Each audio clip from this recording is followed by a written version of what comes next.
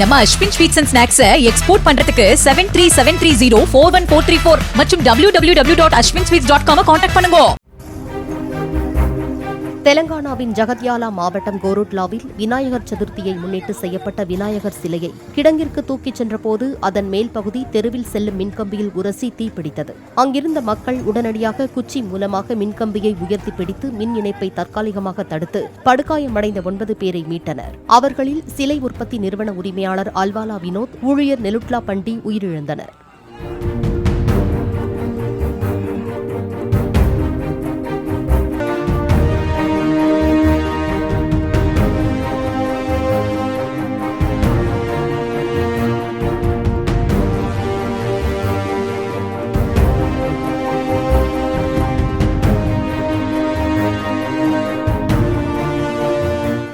நம்ம Ashwin sweets and snacks export பண்றதுக்கு 7373041434 மற்றும் www.ashwinsweets.com கான்டாக்ட் பண்ணுங்க.